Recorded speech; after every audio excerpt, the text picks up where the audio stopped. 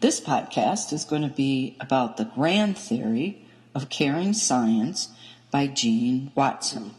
Jean Watson obtained her bachelor's degree in nursing, a master's in psych mental health nursing, and PhD in educational psych at the University of Colorado. She held the chair in the caring science, and she was the founder of the Center for Human Caring in Colorado. She is a fellow of the American Academy of Nursing and served as Dean of Nursing at the University of Colorado, and she is a past president of NLN. As far as awards go, she earned the NLN Martha Rogers Award, the Fetzer Institute Norman Cousins Award, the Kellogg Fellowship in Australia, the Fulbright Research Award in Sweden, 6 honorary doctorates, and 3 international honorary doctorates. We're going to have a short description of caring science. Caring science includes the arts and the humanities as well as science. The perspective is grounded in a relational field ontology of being in relation and a worldview of unity and the connectedness of all. It acknowledges the unity of life and connections that move in concentric circles of caring from individual to others, to community, to world, to planet Earth, and to the universe. It embraces inquiries that are reflective, subjective, and interpretive, as well as objective empirical.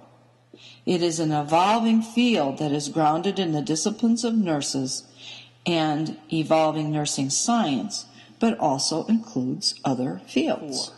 Now we're going to look at the curative factors, which Watson renamed the Caritas, which are the core of nursing, and then we're going to look at something called the trim. The core is the actual nurse-client process that leads to therapeutic results and are represented by the 10 Caritas. These 10 Caritas helps the person attain and maintain health or die a peaceful death. The first 3 provide the philosophical foundation of caring science as sacred science. Others are discussed as they relate to a scientific database and interrelate to education and practice. Now the trim is the practice setting, procedures, clinical focus, techniques, and terminology. In other words, the policies and procedures of nursing. Now we're going to look at each of the 10 Caritas in depth. And clinical Carita 1 is a practice of loving kindness and equanimity within the context of caring consciousness. It is a value system that guides one's mature life satisfaction with receiving through giving. It appreciates diversity and individuality, which helps one tolerate differences and view others through their perceptual systems rather than one's own. This value system can be developed through consciousness raising and close examination of one's views, beliefs, and values. It also brings meaning to one's life through relationships with other people related to outgrowing egotism, leading to consideration of social interest. However, be aware, it is not about adopting a sacrificial, all-giving, and self-denying behavior. It is humanistic, altruistic feelings and acts that promote the best professional care and the most mature social contributions. The clinical Carita 2 is being authentically present and sustaining the deep belief system and subjective life world of self and the one being cared for. This is an installation of faith, hope in the nurse and treatment. It helps the patient accept information and engage in an attitude change and health-seeking behavior. It can affect the healing process and outcome of illness, even when scientific medicine says nothing can be done for a patient. The nurse can provide care comfort measures and an installation of faith hope. Clinical Carita 3 is a cultivation of one's own spiritual practices and transpersonal self, going beyond ego self, opening to others with sensitivity and compassion. It is the development of self and nurturing of judgment, taste, values, and sensitivity in human relationships that evolve from emotional states. It starts by becoming conscious of one's own feeling. To look into oneself, which may be frightening, but gives one a foundation for empathy with others. If nurses, helping professionals, fail to be human at sensitive or painful times, they fail at helping. They succeed only in hiding behind their roles and insecurities and anxieties, and they contribute nothing to their own health or the health of others. A nurse attains and promotes health and a higher level functioning only if she or he forms person-to-person relationships as opposed to manipulative relationships. This is accomplished through authenticity and integrity, the I-thou instead of I. This is the Clinical Carita 4. Is developing and sustaining a helping, trusting, authentic, caring relationship. A helping, trusting relationship is what Watson considers to be one of the most crucial tools for delivering care. It is the basic element of a helping, trusting relationship. Born when the nurse enters the other's phenomenal field and sees from the other's perspective. To do this, the nurse must bring one congruence, being genuine without the professional armor. It is being honest and authentic. The nurse must also bring empathy, which is the ability to experience the other's private world and feelings and to communicate to the other person some significant degree of understanding. To sense the client's inner world as if they were your own, but without ever losing the as-if quality. The nurse also must bring non-possessive warmth, which is an unconditional, positive regard. Nurses value the other person in a non-judgmental way without evaluating feelings. It is a feeling that is not paternalistic, maternalistic, sentimental, or superficially social or agreeable. It is a communication of caring. Clinical Carita 5 is being present to and supportive of the expression of positive and negative feelings as a connection with a deeper spirit of self and the one being cared for. Now, we must look at some of the assumptions underpinning feelings. And Watson says these assumptions are: emotions constitute the primary motivational system of human beings and are central to behavior. Affective cognitive consistency is sought by the person to prevent anxiety, stress, confusion, and fear, and it is appropriate for nurses to focus on the emotional aspect of event while engaged in caring behaviors. Another assumption is a person's thoughts and behaviors may be guided by certain emotions of which he or she is unaware.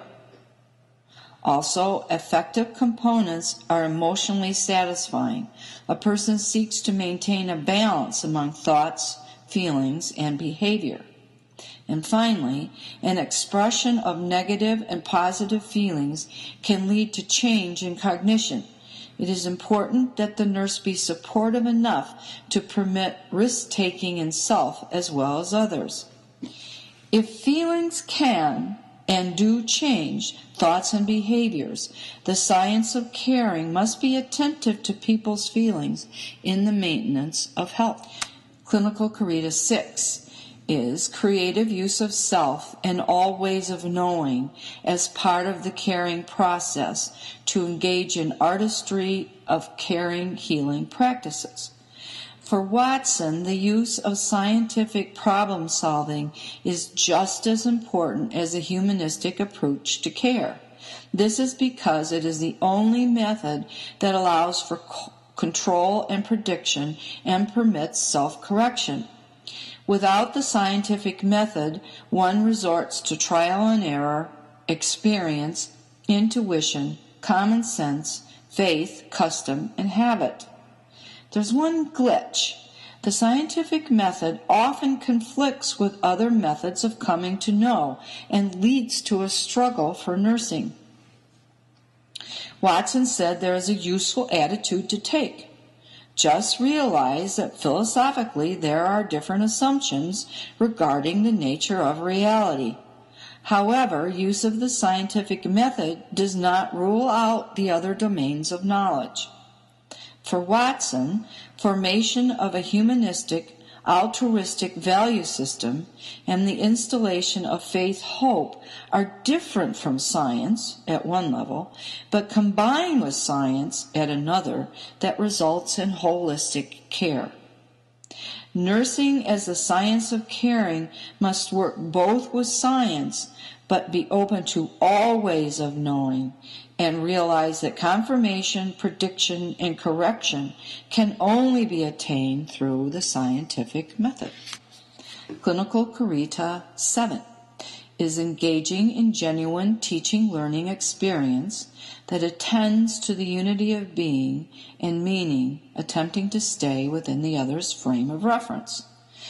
The teaching-learning Caritas is important in stress reduction. Is done with a combination of scientific method to problem solve along with interpersonal teaching learning. The emphasis is on learning the focuses on the interpersonal components of the process, the assessment of the patient's perceptions, potential, and goals, and the congruent, empathetic, and non-possessive warmth qualities of the nurse, is Clinical Caritas 8.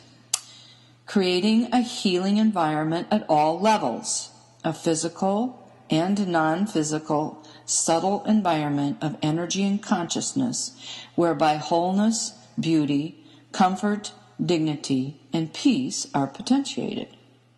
Now, the nurse often deals with these things. There are the internal variables, which are the biophysical, mental, spiritual, socio-cultural human needs, and are covered extensively in basic nursing texts. The external variables are stress, comfort, privacy, safety, and clean aesthetic surroundings. Stress results from anything that disrupts usual activities. The nurse should first obtain the patient's appraisal of the situation to ascertain any misconceptions and to assist in basic coping. Interventions for stress include giving anticipatory guidance related to upcoming changes, giving information to promote accurate, realistic perceptions, structuring expectations of threats, supporting existing coping mechanisms, constructive problem solving, and assuring situational supports. As far as comfort, it can come from the nurse because she partially controls the external environment. The activities can be supportive, protective, or corrective for internal and external factors. The socio-cultural environment must be taken into account. As far as privacy goes, as we all know, we must decrease the depersonalization of hospitalizations and maintain dignity and integrity. Safety is for the patient to feel the absence of threat or danger either to the internal or external environment. And clean aesthetic surroundings. The nurse must consider the fact that a clean, sterile environment can be harmful to the health promotion of a patient, whereas a pleasant environment is appreciated by almost everyone and includes art, music, poetry, and literature. Clinical Caritas 9 is intentional caring consciousness, administering human care essentials which potentiate alignment of mind, body, spirit, wholeness, and unity of being in all aspects of tending to both embodied spirit and evolving spiritual emergence. What this means is that the needs of the person, if supplied, relieves immediate distress or improves his or her immediate sense of adequacy and well-being.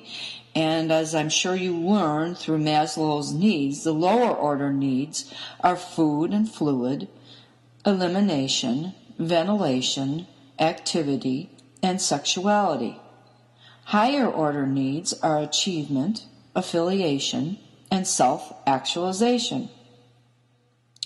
Watson says perhaps the best approach to nursing to take in examining human needs within the context of the science of caring is a holistic, dynamic approach that synthesizes all four components: biophysical, psychophysical, psychosocial, and interpersonal, in understanding individual and group motivation and adaptation in health illness. The nurse must give equal attention to all the needs. When one need is affected, all others are affected directly or indirectly. The patient must be considered as an individual with a movement toward self-actualization. Clinical Caritas 10, the last one, is opening and attending to spiritual, mysterious, and existential dimension of one's own life-death, with soul care for the self and one being cared for. Now, this involves the concepts of existentialism and phenomenology, and they can be quite heady. However, they will be helpful when we come to talk about Parsi's theory of human becoming, so I want to talk about them a little bit. The concepts of existentialism and phenomenology support subjective appreciation of the inner world of the person. They help account for the success or failure of a sufferer to find meaning and a sense of responsibility in his or her existence. Now, phenomenology is a description of data or the givens in a situation. It concerns itself with the unique subjective and objective experiences of the individual. It adopts a Gestalt attitude towards the understanding of oneself and others, and it holds the individuality of a person as the most important concern. It values people because they are inherently good and capable of development, and it values the total person Gestalt as more important in the determinant of health illness care than organic pathogens. Emphasis is on understanding people from the way things appear to them from their own phenomenal field, a frame of reference that can truly be known only by the person. The other person seeks to understand another's phenomenal field, but can never truly know. Existentialism is a kind of philosophizing that emphasizes the uniqueness and freedom of the individual person against the herd, the crowd, or the mass society. It emphasizes individual responsibility, individual personality, individual existence, and individual freedom and choice. Existentialists hold the belief that life's most important questions are not accessible to reason or science. The only certainty for existentialists is death. In the existentialist world, each person is born, lives, chooses his or her course, and creates the meaning of his or her own existence. The basic thrust of the existentialist philosophizing is to portray the human struggle to achieve self-definition through choice. All people are fully responsible for the meaning of their own existence, and creating their own essence of self-definition.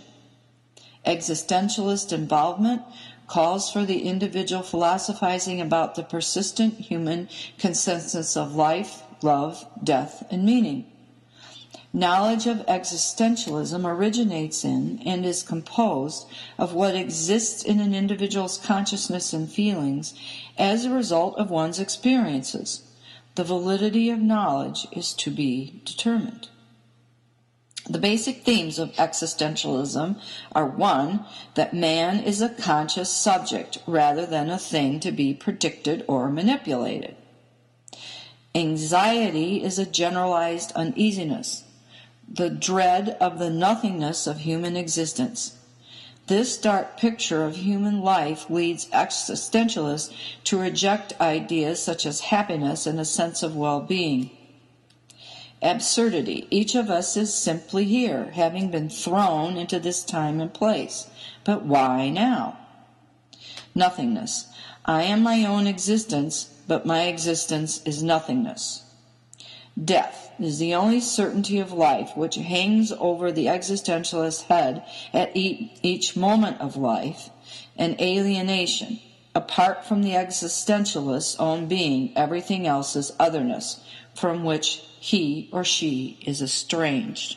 I know these seem rather odd, to say the least. However, you get the feeling that what the phenomenologist and the existentialists are saying, that each of us create our own reality and give meaning. And so Watson is saying that the nurse must be attentive to these processes. The transpersonal caring relationship is kind of the crux of the theory of caring as developed by Watson. And it is a special kind of human care relationship. It is a union with another person. It's high regard for the whole person and their being in the world. And there is an intersubjective flow between the nurse and the patient. The relationship depends upon a moral commitment to protect and enhance human dignity and allow the person to determine his or her own meaning. It is an affirmation of the I-thou relationship. It is an ability to detect feelings and the inner condition of the other. It is attending to the condition of the other to allow the release of disharmony and foster a healing relationship, and is bringing to the union the nurse's own life history. A transpersonal caring relationship may conflict with the traditional views of the professional nurse, which include avoiding personal interactions and personal involvement. All in all, the transpersonal caring relationship is a spiritual union. The patient and the nurse are capable of transcending self, time, space, and life history of each other. In other words, the nurse and patient enter each other's phenomenal field and become part of a larger, deeper, complex pattern of life. Now, in my estimation, this transpersonal caring relationship does not happen with every interaction between a patient and a nurse, especially in today's healthcare environment. However, what I assume is this kind of relationship has more than likely happened in the narratives that they're using. These are those special moments that happen between you and your patient that make nursing fulfilling for you and help to heal the other. Now I want to look at some of the assumptions of the transpersonal caring relationship. And one is, the more individual the feelings are that the nurse transmits, the more strongly does the caring process affect the recipient. The more individual the state of the soul is that is transferred, the more release, satisfaction, pleasure and peace does the recipient obtain, and the more readily does the another experience the caring and join in it. The more clearly the feeling is transmitted, the better able is the recipient to experience union. Most of all, this relationship is increased by the degree of genuineness and sincerity by the nurse. Now, from my understanding of Watson's caring science, the transpersonal caring relationship begins with a caring moment or a caring occasion. And this is where two persons, the nurse and the other, come together with their unique life histories and phenomenal fields. And as you can see in the diagram, the nurse has kind of got the circle in the center that's the phenomenal field, and the patient has something that looks kind of wavy. Now, when they come together, there is a focal point. And the nurse and the patient choose to be in the relationship. If a transpersonal caring relationship is born, the openness expands, and the caring moment becomes part of the history of the person. It presents both with opportunities for the future. This is what I believe Parsi calls the lingering presence. This is the remembrances of that special patient that you talk about in your narrative that becomes part of your life story, and the nurse that you were becomes part of that patient's life story, which makes it a transpersonal caring relationship. The caring consciousness, and this is from a text by Parker. It's kind of going to explain this a little bit. The caring consciousness is the whole caring, healing, loving consciousness that is contained within a single caring moment. The one caring and the one being cared for are interconnected. The caring, healing process is connected with other humans and with the higher energy source of the universe. And if you tend to be religious, that would be God. The caring, healing, loving consciousness exists through and transcends time and space and can be dominant over physical dimensions. An example would be in my story of Mr. H. As I was walking out of the hospital on that Christmas evening, and in that dimly lit hallway, while the Christmas carols were playing, me reaching out and holding Dora's hand and telling her how sorry I was for that whole episode that occurred in that 4-quad room. It lingers on in my consciousness, and I've often wondered if my presence lingers on in Dora's when she thinks about that time. So Watson's theory of caring is very spiritual, and I'm sure many, if not all of you, have experienced that spiritualness with particular patients where you have entered their lives and been able to help them. So that is the end of this podcast, and I hope you learned a little bit about what Watson had to say.